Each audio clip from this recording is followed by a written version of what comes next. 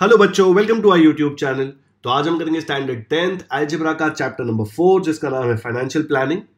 ये चैप्टर सब लोगों को डिफिकल्ट लगता है।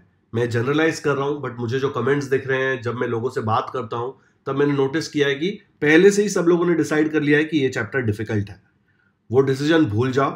ये चैप्टर बहुत ज्यादा ईजी है, बहुत इंटरेस्टिंग है, और काफी बच्चों को ऐसे लगता है कि जो अलजेब्रा ज्योमेट्री हम पढ़ रहे हैं वो कुछ काम नहीं आता है, जबकि ये चैप्टर जो है ये आपके लाइफ में इतना ज्यादा काम आने वाला है ना, वो भी अभी नहीं, 30-40 years तक, because it is about money.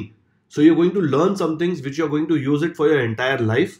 तो इंपॉर्टेंट भी है, अच्छा भी है, इजी भी है। ठीक है, तो भूल जाओ जो दिमाग में डिसाइड कर रखा है कि डिफिकल्ट है, बोरिंग है। बिल्कुल भी बोरिंग नहीं है, बिल्कुल भी डिफिकल्ट नहीं है। बेसिक कॉन्सेप्ट्स हैं, समझेंगे और आपको ये चैप्टर बहुत अच्छा लगेगा। शुरू करते हैं। तो ये चैप्टर में क्या क्या पढ़ने वाले हैं, यहां पे देख लो। 3 पॉइंट्स में जीएसटी लिखा हुआ है और चौथे पॉइंट में shares, mutual funds and SIP. तो जीएसटी एक बहुत बड़ा पार्ट है इसका। तो पहले समझते हैं जीएसटी होता क्या है। जीएसटी का फुल फॉर्म होता है गुड्स एंड सर्विस टैक्स। आप लोगों को इसका मतलब नहीं पता होगा, लेकिन इसका मतलब ये नहीं कि आपने ये वर्ड कहीं पे सुना नहीं है। जीएसटी वर्ड इतना ज्यादा कॉमन है ना, न्यूज चैनल्स पे आपको बार बार सुनाई देता है कि किसी चीज पे जीएसटी बढ़ गया या कम हो गया। स्टेट्स के बीच में फाइट्स हो रही है कि जीएसटी कितना होना चाहिए। ठीक है, जीएसटी का पैसा नहीं मिला। आपके घर पे भी बोल रहे होंगे लोग कि इसके ऊपर टैक्स बढ़ा दिया। मोस्टली वो जीएसटी ही होता है। ठीक है, आप सुपरमार्केट जाइए, कहीं और टॉयज लेने जाइए, कोई गेम खरीदिए, हर एक चीज पे जीएसटी होता है। अब गुड्स एंड सर्विस टैक्स हमेशा से नहीं था इंडिया में। पहले बहुत सारे अलग अलग टैक्सेस थे। तो आपके टेक्स्ट बुक में देखो ये सब नाम दिए हुए, VAT, luxury tax, entertainment tax, octroi, ये सारे नाम आपको याद नहीं रखने, लेकिन पहले ये अलग अलग टाइप के टैक्सेस होते थे। जैसे एंटरटेनमेंट टैक्स, आप थिएटर वगैरह जाते थे या फिर कोई अम्यूजमेंट पार्क जा रहे हो, वहां पे एंटरटेनमेंट टैक्स होता है, वंडरला या फिर मैजिका। ऑक्ट्रॉय, अगर आप मुंबई थाने के बीच में एक चेक पोस्ट देखेंगे तो आपको वहां पे पता चलेगा कि ऑक्ट्रॉय बोलते थे उसको। वहां पे अगर कुछ गुड्स यहां से वहां ले जाने होते थे तो ऑक्ट्रॉय भरना पड़ता था। तो इतने सारे टैक्स वैरायटी के कारण क्या होता था, टैक्सेस को समझना, टैक्सेस को कलेक्ट करना बहुत ज्यादा डिफिकल्ट था। गवर्नमेंट को ये आइडिया नहीं होता था कि कितना टैक्स कहां से कलेक्ट हो रहा है। तो टैक्स की चोरी बहुत होती थी, करप्शन बहुत होता था, है ना। तो अब क्या किया, अब ये ऑलमोस्ट सारे टैक्सेस को मिला के एक टैक्स बना दिया, जीएसटी। ठीक है, जीएसटी समझने के लिए पहले क्रिकेट का एक एग्जांपल लेते हैं। आपको पता है कि अगर कोई बैट्समैन बॉल बाउंड्री के बाहर फुल टॉस मार देता है तो उसको कुछ रन्स मिलते हैं। ठीक है, कितने रन्स मिलते हैं मैं बताऊंगा नहीं, लेकिन मैं श्योर हूं आपको पता है। लेट्स से आईपीएल में ऐसा होने लगा कि लखनऊ के स्टेडियम में अगर आपने बॉल सीधा बाउंड्री रोप के बाहर मार दिया तो आपको 8 रन्स मिल रहे हैं। अहमदाबाद में सेम चीज करते हो तो 6 रन्स मिल रहे हैं। बॉम्बे में कर रहे हो तो 10 रन्स मिलते हैं। बैंगलोर में करते हो तो 3 रन्स मिल रहे हैं। ऐसा होता है क्या? हर जगह जब आप बैट से बॉल सीधा बाउंड्री के बाहर फुल टॉस बाहर जाता है, ठीक है, टप्पा नहीं खाता, डायरेक्टली वहां पे बाहर जाता है, तो हमेशा 6 रन ही मिलते हैं। कोई कंफ्यूजन ही नहीं है। स्टेडियम में बाहर कितना दूर जाता है, मतलब वो बैंगलोर से 6 मार के बॉम्बे भी पहुंचा दिया ना किसी ने। धोनी ने अगर 6 मारा और बॉल सीधा रांची पहुंचा दिया बैंगलोर से, तो वो भी 6 रन ही मिलेंगे। डिस्टेंस में मैटर नहीं करता। ठीक है, वैसे ही जीएसटी है। कोई भी स्टेट में जाइए, अगर कोई एक प्रोडक्ट है, अगर वो जीएसटी के अंदर आता है तो उस पर सेम टैक्स लगेगा। ठीक है, आपको ऐसा लग रहा होगा ये इतना सिंपल चीज है, ये क्या करने की जरूरत है, तो ऐसे ही होता होगा। बिल्कुल ऐसा नहीं था। पहले हर स्टेट में हर प्रोडक्ट पे अलग टैक्स लगता था। तो अगर कोई बिजनेसमैन अपना कोई प्रोडक्ट बेच रहा है, सपोज बॉम्बे में रहता है, बॉम्बे से बिजनेस कर रहा है, और वो यूपी में बेच रहा है या राजस्थान में बेच रहा है, तो उसको हर जगह ध्यान रखना होता था कि कहां पे कितना टैक्स है, कहां पे मेरा प्रोडक्ट मुझे कितने में बेचना है। जब वो एंड में ईयर में रिटर्न फाइल करेगा तब भी उसको ध्यान रखना है कि कहां पे कितना टैक्स आने वाला है। तो ये बहुत ज्यादा कॉम्प्लिकेटेड होता था। इससे बिजनेस करना, चीजें खरीदना बहुत डिफिकल्ट होता था। काफी लोग चोरी करते थे कि महाराष्ट्र में कोई चीज महंगी मिल रही है, गोवा में सस्ती है, तो गोवा से जाके लेके आएंगे और महाराष्ट्र में बेच देंगे। ठीक है, तो जीएसटी आने के बाद ये सब बंद हो गया।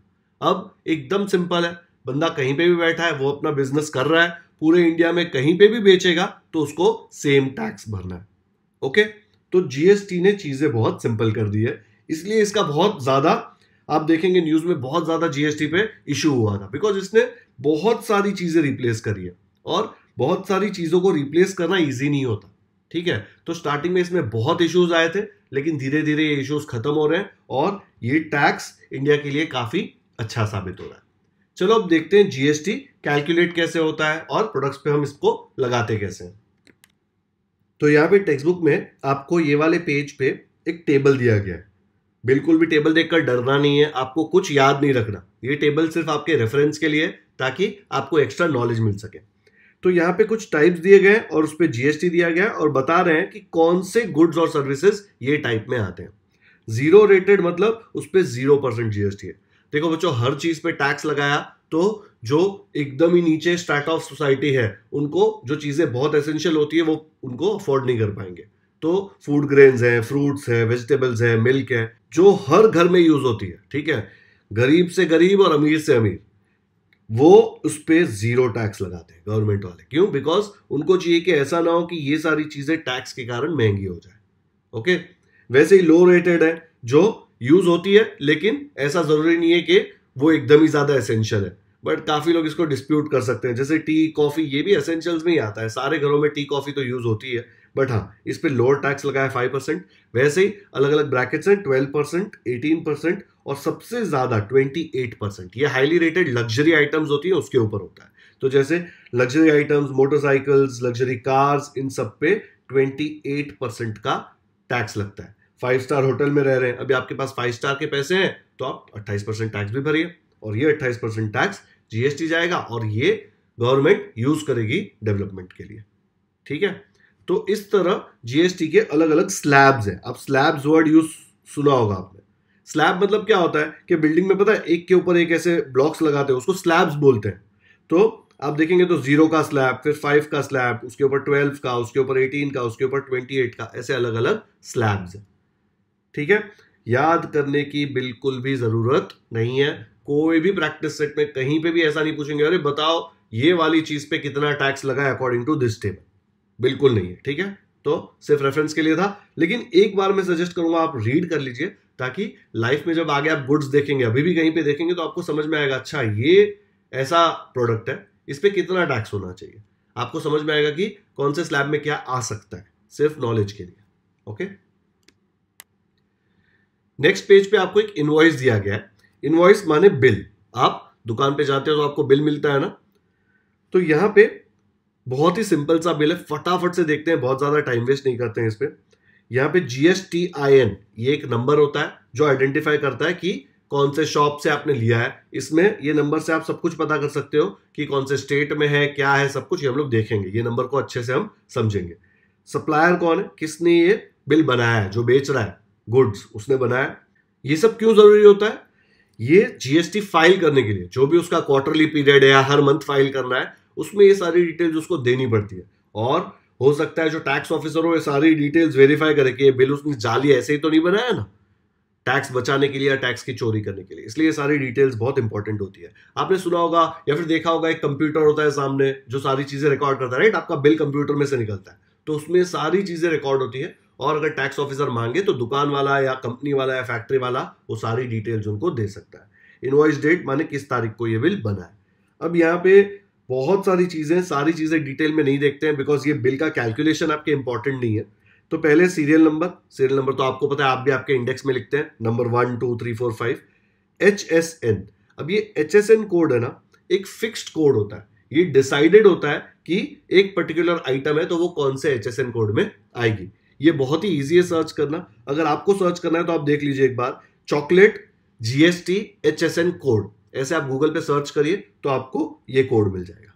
ठीक है, तो ये कोड भी याद रखने की जरूरत नहीं है बिकॉज आपको कोई इनवॉइस बनाने नहीं बोलने वाला।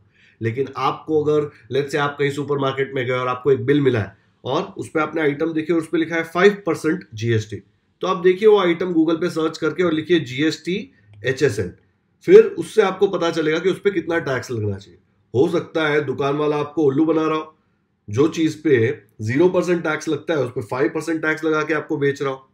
जनरली ऐसा होता नहीं है बट हो सकता है ना, तो आप ऐसे चेक कर सकते हैं। ठीक है, तो HSN कोड क्या है कि नाम तो क्या स्पेलिंग मिस्टेक हो सकती है, कोई चॉकलेट को चॉकोलूटू लिख देगा, लेकिन नंबर में तो कोई मिस्टेक नहीं होगी, सेम नंबर लिखना पड़ेगा, इसलिए HSN कोड दिया गया है यहाँ पे। ठीक है, फिर यहाँ पे रेट दिया हुआ है। रेट मतलब वो चीज का भाव क्या है। जैसे पेड़े, उसका भाव है 400 रुपीज पर kg, ठीक है, क्वांटिटी माने आपने कितना लिया। जरूरी थोड़ी ना कि अगर 400 रुपीज पर केजी आप 10 किलो ले लेंगे, आपको तो 500 ग्राम चाहिए था तो आपने 500 ग्राम्स लिया, तो आपको कितना पैसा देना पड़ेगा, 500 ग्राम्स मतलब आधा किलो। 1 किलो का 400 है तो आधा किलो का कितना होगा, 400 का आधा 200, तो 200 टैक्सेबल अमाउंट, मतलब इसके ऊपर ही आपको टैक्स भरना पड़ेगा। यार आपने जितना माल लिया उसी पे टैक्स भरेंगे ना। जस्ट बिकॉज पेड़े का भाव 400 रुपया पर किलो है, आप हमेशा 400 रुपये पे टैक्स नहीं भरेंगे। अगर आपने 100 ग्राम पेड़ा लिया तो 100 ग्राम का जो भाव होता है उस पर पेड़ा टैक्स भरेंगे, पेड़ा नहीं भरेंगे, टैक्स भरेंगे। तो यहाँ पे 200 रुपीज का आपका माल हो रहा है, आधा किलो आपने लिया है, तो आप जो टैक्स भरेंगे वो इस पे ही भरेंगे। तो अगर टैक्स इस पे भर रहे हैं तो ये अमाउंट को क्या बोलते हैं, टैक्सेबल अमाउंट। ये टैक्स है क्या, नहीं, टैक्स इसके ऊपर लगेगा। और टैक्स किसके ऊपर लगेगा वो बहुत इंपॉर्टेंट है, क्योंकि अगर 200 के जगह पे 400 पे टैक्स लगता है तो आपको ज्यादा टैक्स भरना पड़ता, जबकि आपने प्रोडक्ट तो सिर्फ आधा किलो 200 रुपए का ही लिया हुआ है। उसके बाद नेक्स्ट कॉलम में दिया है सीजीएसटी, एसजीएसटी। अब ये जीएसटी के दो पार्ट्स हैं, सी मतलब सेंट्रल, एस मतलब स्टेट। देखो बच्चों, अगर आप महाराष्ट्र में हैं तो महाराष्ट्र में आप जो भी खरीदते हैं तो वो खरीदते हैं उसमें से हाफ पार्ट सेंटर को जाता है, हाफ पार्ट स्टेट को जाता है। अभी आप बोलेंगे अरे सेंटर को क्यों जा रहा है, बिकॉज काफी चीजें हैं जो सेंटर करता है, जो अपनी इंडियन गवर्नमेंट करती है, जैसे कि अपनी बॉर्डर की सिक्योरिटी है, या फिर जो दूसरी बड़ी बड़ी इंफ्रास्ट्रक्चर के प्रोजेक्ट्स हैं वो सेंटर करेगी। स्टेट, अभी आप स्टेट में आपके यहाँ पे जो रोड्स बन रहे हैं, आपके यहाँ पे पानी का जो प्रॉब्लम है जो गवर्नमेंट सॉल्व कर रही है वो स्टेट गवर्नमेंट कर रही है, तो उनको भी पैसा चाहिए। तो जो भी बेचेंगे उसमें से आधा सेंटर को जाएगा, आधा स्टेट को जाएगा, और ये हमेशा आधा आधा जाएगा। ऐसा नहीं होगी कोई प्रोडक्ट पे सेंटर बोलेगा नहीं हम इस पे 90% ले लेंगे, स्टेट बोलेगा नहीं। जो भी जीएसटी के अंदर आता है वो प्रोडक्ट पे जितना भी टैक्स है, ठीक है, वो टैक्स आधा सेंटर लेगा, आधा स्टेट लेगा। तो ये कैलकुलेट करना बहुत ईजी होता है। आगे अगर आपको क्वेश्चन आए कि अरे 100 रुपीज का टैक्स है, इसमें से सेंटर को कितना जाएगा और स्टेट को कितना जाएगा, तो आप बेझिझक बोल सकते हो कि अगर 100 रुपीज का जीएसटी लिया है ना तो 50 रुपया सेंटर को जाएगा, 50 रुपया स्टेट को जाएगा। It is as simple as that, ठीक है।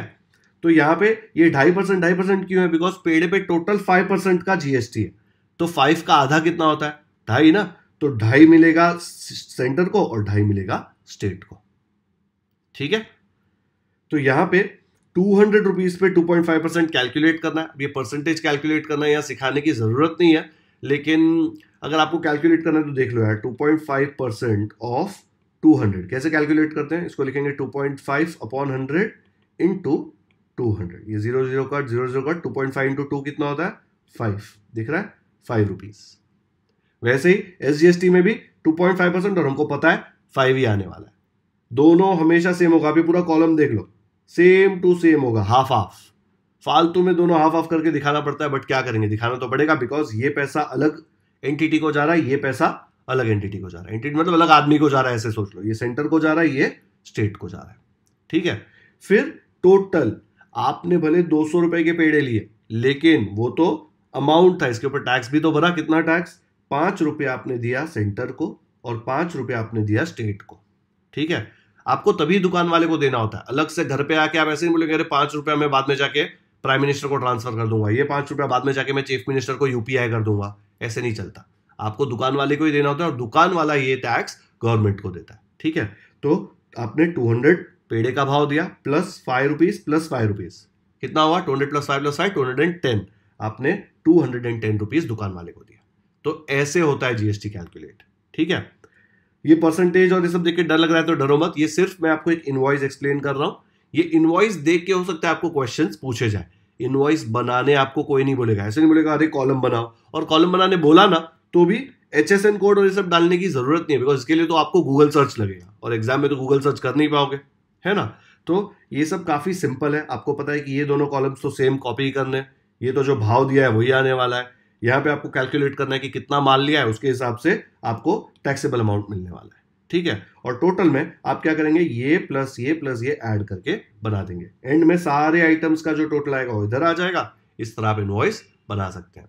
पहले हर जगह कोई भी दुकान में आप जाओ तो इनवॉइस हाथ से बनता था, अब अभी भी बनता है, काफी दुकानों में बनता है, बट काफी जगह पर ऑटोमेटिकली ये कंप्यूटर से ही बन के आता है, तो मिस्टेक्स बहुत कम हो गई है। बट ऐसे भी केसेस आते हैं कि कंप्यूटर में भी एरर होता है और उसमें टोटलिंग मिस्टेक्स भी हो सकती है, तो चेक करना सही बनता है। आप लोग हमेशा चेक कर लिया करो, जो भी इनवॉइस आए, होटल में जाते हो, खाते हो और बिल आता है तो हमेशा चेक करना कि जो टोटल किया गया है वो सेम है, सही है कि नहीं। ओके, और जीएसटी तो आपको कैलकुलेट करना आता ही है, तो आप वो भी कैलकुलेट कर सकते हो। आगे बढ़ते हैं, तो शुरू करते हैं प्रैक्टिस सेट 4.1 के फर्स्ट क्वेश्चन से। Pawan medical supplies medicine. तो पवन अंकल का मेडिसिन सप्लाई करने का बिजनेस है। On some medicine the rate of GST is 12%। देखा, जीएसटी का रेट सीधा दिया हुआ है, कितना है? 12%। Then what is the rate of CGST and SGST. अब ये वर्ड से कि कंफ्यूज नहीं होना है, जीएसटी तो आपको पता है, सी मतलब सेंट्रल, एस मतलब स्टेट। और मैंने बताया था आपको, जिस भी चीज पर जीएसटी लग रहा है सेंटर और स्टेट को हमेशा इक्वल जाएगा। तो उसने बोला रेट क्या आएगा? भाई जीएसटी का रेट अगर 12 है तो आधा कर दो 12 को। 12 को आधा करना मतलब क्या? 12 डिवाइड बाय 2। 2 1 जार 2 6 जार, क्या है? 6/1 मतलब 6। तो इसका आंसर क्या लिख सकते हैं कि भाई सीजीएसटी 6% लगेगा और एसजीएसटी 6% लगेगा। As simple as that. दिख रहा है कितना टाइम पास क्वेश्चन है, इसके 2 मार्क्स मिल जाएंगे। रेट दिया था परसेंटेज में तो उसको हाफ कर दिया। अगर ये 12% नहीं दिया होता और ऐसे बोलता कि 10 रुपया जीएसटी लग रहा है, तो सीजीएसटी और एसजीएसटी कितना हुआ? याद रखो जीएसटी बोला है, ठीक है, उसके बाद बोला है सीजीएसटी और एसजीएसटी निकालो। तो अगर 10 रुपया है तो हमको पता है कि सीजीएसटी एसजीएसटी तो इक्वल होता है, तो 5 रुपया ये होगा, 5 रुपया ये होगा, तो ये हम लोग कर सकते हैं। तो ये भी कैलकुलेट कर सकते थे, बट लिख के बताना पड़ेगा, डिवाइड बाय 2, वो सब तो सोल्यूशन थोड़ा 7-8 लाइन का जाएगा, बट है काफी सिंपल। आया समझ में? तो फर्स्ट क्वेश्चन में चेक कर रहे थे कि आपको पता है कि नहीं कि सीजीएसटी एसजीएसटी हमेशा जीएसटी का हाफ होता है। चलो देखते हैं इसका सोल्यूशन कैसे आएगा। तो सोल्यूशन में ऐसे आपको लिख के बताना पड़ेगा, ठीक है। क्या लिखा है देखो, रेट ऑफ जीएसटी क्वेश्चन में दिया है 12%, दिख रहा है यहां पे। Rate of CGST equal to rate of SGST, ये पूछा है, दोनों हमको पता है इक्वल होता है, तो आप हमेशा पूरे चैप्टर में ऐसे लिख सकते हो, it is always equal to rate of GST upon 2, उसका आधा, आधा मतलब अपॉन 2 होता है। रेट ऑफ जीएसटी हमको पता है कितना है 12, तो 12 और नीचे 2 तो आएगा ही। 12/2 कट करो, 2 1 जार और ये हो जाएगा 2 6 जार, 6/1 कितना होता है 6, तो आंसर आ गया 6%। तो फाइनल आंसर क्या लिखेंगे? Rate of CGST equal to rate of SGST is equal to 6%। खत्म। इतना टाइम पास क्वेश्चन। क्या चेक किया इसने कि आपको पता है कि नहीं ये हाफ होता है, बस ये फॉर्मूला चेक किया और लिखना है फॉर्मूला, नहीं तो मार्क्स नहीं मिलेंगे यार। डायरेक्टली आप ये सब नहीं करोगे और सीधा आंसर ये लिखोगे तो टीचर बोलेगी चल तुमने भी सीधा लिखा है तो मैं 2 के जगह सीधा आपको 1 देती हूँ, ठीक है। आपको मेथड तो लिखना है। चलो कॉपी करो फटाफट से। डन। सेकेंड क्वेश्चन में दिया है, on certain article if rate of CGST is 9%, CGST, खाली जीएसटी नहीं, ठीक है, सी मतलब central, then what is the rate of SGST. क्या फालतू क्वेश्चन है यार, हमको पता है कि सीजीएसटी और एसजीएसटी हमेशा इक्वल होता है, तो अगर सीजीएसटी 9% है तो उसका भाई एसजीएसटी कितना होगा? जुड़वा भाई है, वो भी 9% ही होगा, ठीक है। तो ये पता चल गया 9%, 9%। And what is the rate of GST. GST क्या होता है? ये दोनों को मिला के जो आता है वो जीएसटी होता है, ठीक है। पहले क्वेश्चन में जीएसटी दिया था और सीजीएसटी एसजीएसटी पूछा, अब सीजीएसटी दिया है और बाकी 2 चीजें पूछी है। तो देखो सीजीएसटी 9 है तो हमको पता है जुड़वा भाई एसजीएसटी भी 9 होगा, और जीएसटी जो है इनके पापा, ये दोनों का प्लस होगा ना, ये दोनों को मिला के जीएसटी बनता है, तो 9 + 9 कितना होता है? 18%। तो जीएसटी आ गया 18%, ठीक है। यार देखो जीएसटी अगर 18% दिया होता तो आप सीजीएसटी कैसे निकालते? 18 डिवाइड बाय 2, उसका आधा ना। तो अगर सीजीएसटी और एसजीएसटी से आपको जीएसटी निकालना है तो या तो सीजीएसटी को डबल कर दो या आप इन दोनों को ऐड करो, क्योंकि इन दोनों को ऐड करके ही जीएसटी बनता है। तो एकदम इजी आपको पता चल गया क्या आने वाला है। सीजीएसटी 9%, तो आई कैन से जुड़वा भाई SGST is also 9%, and GST जो उनके पापा है that is sum of this 9 + 9 which is 18%। Okay, चलो देखते हैं इसका सोल्यूशन कैसे आएगा। अभी आप सोल्यूशन देख के सोच रहे होंगे अरे सर रफ में तो इतना इजी लग रहा था, ये क्या दे दिया है? कुछ नहीं यार, सेम क्वेश्चन जो है वो कॉपी किया है नीचे। ये क्वेश्चन में डेटा दिया था रेट ऑफ सीजीएसटी, तो मैंने कॉपी करके लिख दिया, बट हमको पता है कि rate of SGST is equal to rate of CGST, ये पूछा है ना एसजीएसटी, तो रेट ऑफ एसजीएसटी हमको पता है यही होता है, बट ये कितना है? देखो ऊपर लिखा है 9%, तो ये मैंने ऐसे कैसे लिखा और इसके जगह पे लिख दिया 9%। ठीक है, तो एसजीएसटी मिल गया मुझे। नेक्स्ट पूछा है रेट ऑफ जीएसटी। मुझे पता है rate of GST is equal to rate of SGST plus rate of CGST. ठीक है, बताना पड़ेगा ये सब। एसजीएसटी 9%, सीजीएसटी भी 9%, 9 + 9 18%। तो एक्चुअल देखने जाएंगे तो एक लाइन में क्वेश्चन सॉल्व होता है, लेकिन लिखकर सब कुछ बताना पड़ेगा। तो आपने फाइनली दो चीजें फाइंड करी, ये और ये। तो ये क्या था, रेट ऑफ एसजीएसटी इज 9%, तो यहां पे नीचे लिख दिया the rate of SGST is 9% and the rate of GST is 18%। ठीक है, तो ये फुल मार्क्स मिलेंगे, नहीं तो मार्क्स फुल नहीं मिलेंगे। और इतना टाइम पास है, लिखना सीख लो कैसे लिखना है, स्टेप वाइज आपको हर एक चीज बतानी पड़ेगी। ठीक है, चलो आगे बढ़ते हैं। थर्ड क्वेश्चन में दिया है MS real paint sold 2 tins of lustre paint and taxable value of each tin is 2800। अभी उसने टिन्स बेचे कि गाड़ी बेची कि कुछ भी बेच दिया यार, उससे हमको कोई फर्क नहीं पड़ता। उसने कितना बेचा और टैक्सेबल वैल्यू कितने में बेचा वो इंपॉर्टेंट है। ठीक है, वो प्लेन भी बेच सकता है 2800 रुपए में, लिखा भी होगा तो सोचना मत अरे पागल है क्या, प्लेन थोड़ी ना 2800 में मिलेगा। मिलेगा मिलेगा, टॉय प्लेन होगा यार। ज्यादा दिमाग मत लगाना, सिर्फ देखना कितना और कितने में। ठीक है, if the rate of GST is 28%, GST rate मैंने बोला था हमेशा आप लोग देंगे, तो बोल रहा है कि 28% इस पे जीएसटी रेट है। Then find the amount of CGST and SGST charged in the tax invoice. अब ये लॉजिक समझ लो, कैलकुलेट मत करो पहले।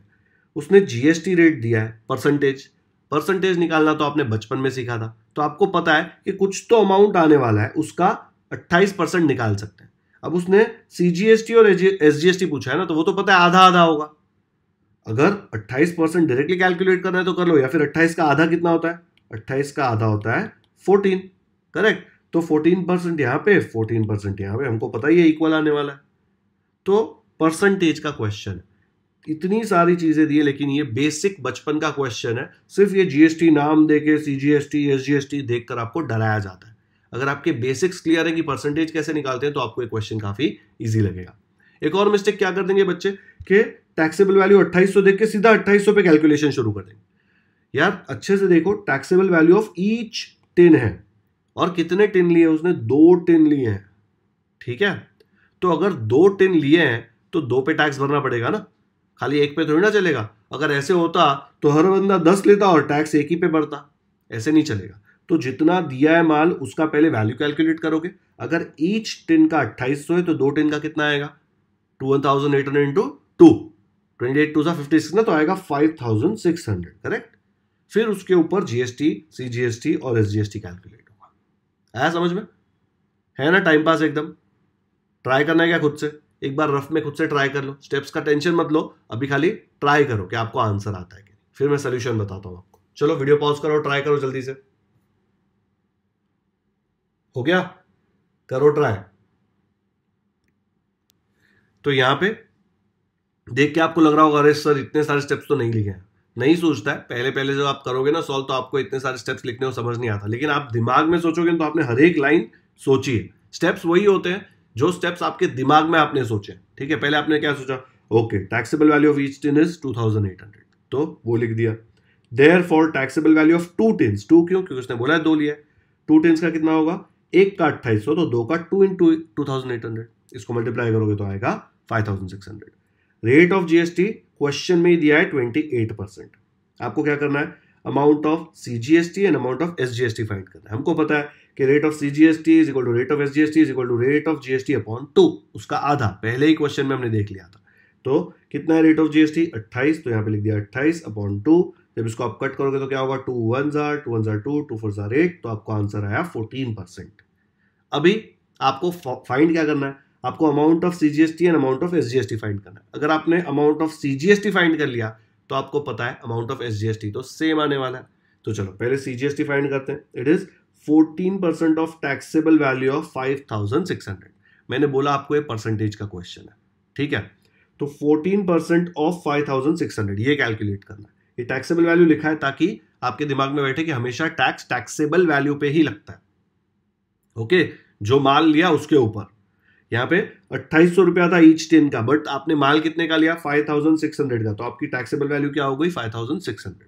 अभी 14% मतलब 14/100 ऑफ मतलब मल्टीप्लाई और किसका 5600 का। इसको कट करके देखो, ये जीरो के साथ ये जीरो कट, ये जीरो के साथ ये जीरो कट, आपको मिलेगा 14 इंटू 56 जो मैंने यहाँ पे आपको कैलकुलेट करके दिया है, इट इज 784।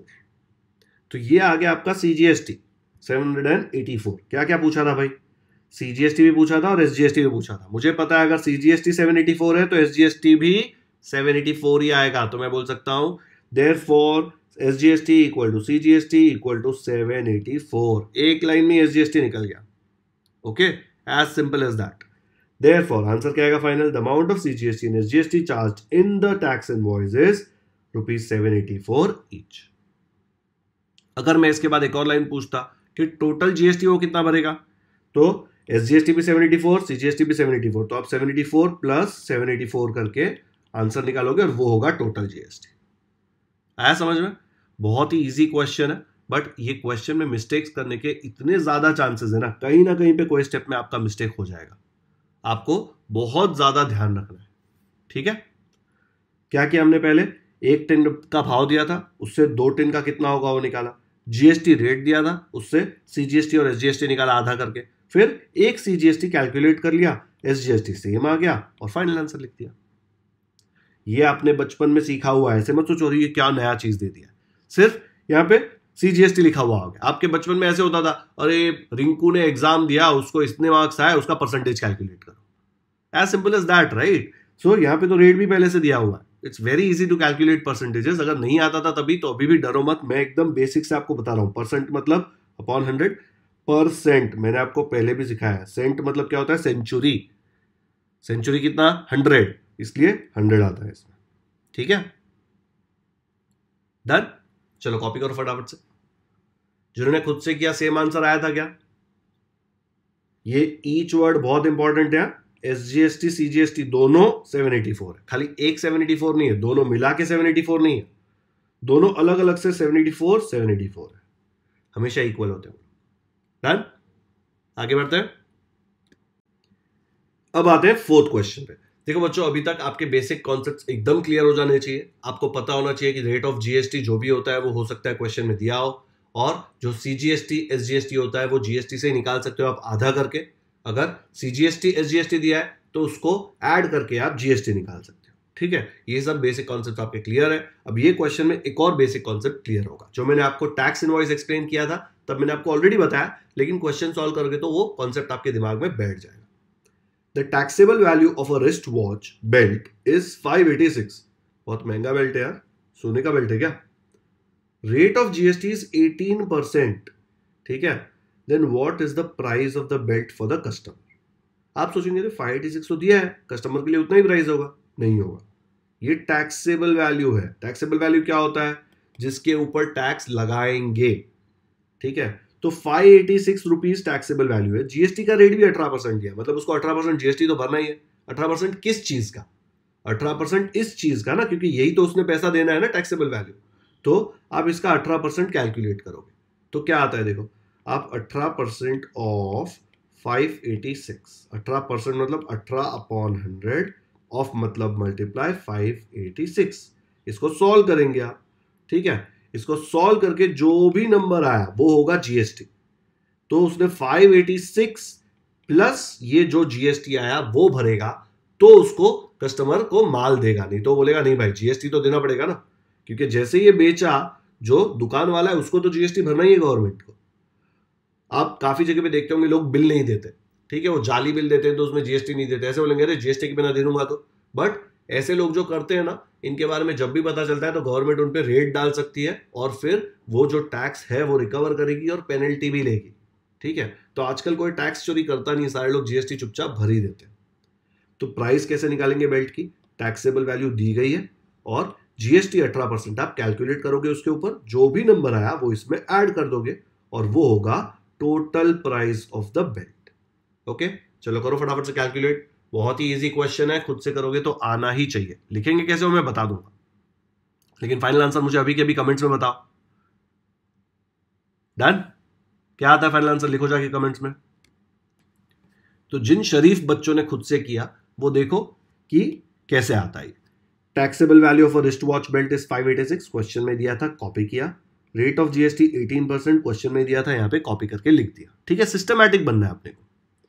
देयरफॉर जीएसटी कैसे कैलकुलेट होगा? It is nothing but 18%। 18% तो परसेंटेज है ना, किस चीज का? Of taxable value of 586। हमेशा टैक्सेबल वैल्यू पे ही जीएसटी लगता है। 18% मतलब 18/100, ऑफ मतलब मल्टीप्लाई, और टैक्सेबल वैल्यू क्या था? 586। अभी ये बहुत डिफिकल्ट है, लोग है ना सीधा कट करेंगे, 2 5 0 2 2 4 2 9 18, फिर 2 3 6, फिर उसको कैलकुलेट करने जाओगे तो डिवीजन भी करना पड़ेगा। इससे अच्छा पता ही है कि 586 100 में पूरा कटने नहीं वाला, तो 18 और 586 को मल्टीप्लाई कर लो साइड में।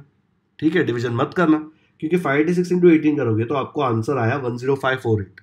तो आपने ये इसके जगह पे लिख दिया 10548, नीचे का 100 रहने दिया। अब ये नीचे जब 100 होगा तो डिवीजन काफी इजी हो जाता है। कितना? 1 के बाद 2 जीरो है ना, तो यहाँ पे डेसिमल के बाद 2 डिजिट आना चाहिए, तो डेसिमल के बाद 2 डिजिट ऐसे होगा ना, तो आंसर आएगा 105.48। याद है ना ये?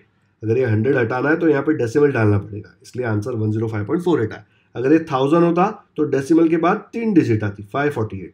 ठीक है, तो 10.548 आता, लेकिन यहाँ पे 100 है, 1 के बाद 2 जीरो है, ये सिर्फ 1 के बाद 0 जो उसके लिए कर सकते हो। यहाँ पे अगर 500 होता तो मैं ये नहीं कर सकता डायरेक्ट, मुझे 5 को भी लेना पड़ेगा। 1 का इश्यू नहीं होता, बिकॉज कोई भी नंबर को 1 से डिवाइड करोगे तो नंबर खुद आता है, इसलिए हम लोग इजीली कर सकते हैं। तो ये आ गया आपका जीएसटी। अब आपको टैक्सेबल वैल्यू पता है, जीएसटी पता है, तो आप क्या बोलोगे? Amount paid by the customer is 586 plus जो भी जीएसटी है 105.48, दोनों को ऐड किया तो आया 691.48। तो फाइनल हम बोलेंगे the price of the belt for the customer is ₹691.48। तो ये आ गया आपका फाइनल आंसर। आया खुद से? अगर आया तो कमेंट्स में लिखो कि ये क्वेश्चन खुद से किया और हमको आंसर आया है। ये रफ वर्क है, साइड में करना है। नहीं आया तो टेंशन मत लो, आ जाएगा। इसमें सिर्फ वर्ड्स समझने, वर्ड्स देख के लोग डर जाते हैं। और ये बेसिक क्वेश्चन छोड़ना मत, ऐसे क्वेश्चन आते हैं एग्जाम में, और ऐसे क्वेश्चन समझने के बाद ही आपको डिफिकल्ट क्वेश्चन समझ में आएंगे। ठीक है, तो आज का लेक्चर ऑलरेडी काफी लंबा हो गया है, नया टॉपिक है, बहुत सारी थियोरी हमने समझी है।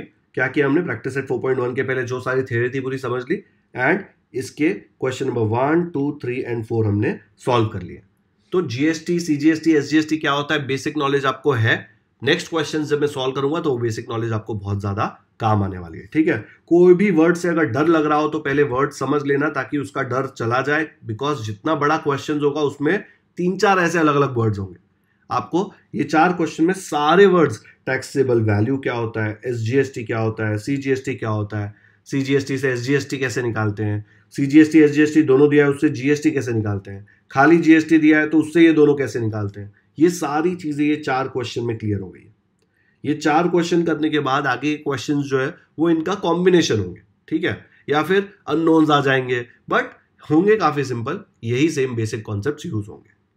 ठीक है, तो आज का लेक्चर यहीं पे खत्म करते हैं। अगर लेक्चर पसंद आया तो लाइक जरूर करें, लिंक अपने दोस्तों के साथ व्हाट्सएप पर शेयर करें, ताकि उनको भी जीएसटी क्या है वो समझ में आ जाए, और किसी को प्रॉब्लम ना हो जीएसटी कैसे सॉल्व करते हैं। अगर चैनल को ऑलरेडी सब्सक्राइब कर दिया है तो थैंक यू, नहीं किया है तो क्यों वेट कर रहे हो? नीचे देखो सब्सक्राइब का बटन है, उसके बाजू में बेल आइकन है, उस पर भी क्लिक कर दो, ताकि आपको ऐसे ही वीडियोस मिलते रहे, और जब भी मैं कोई नया वीडियो अपलोड करूं आपको नोटिफिकेशन आए और आप वो इंपॉर्टेंट वीडियो मिस ना करें। Thank you so much for watching this video.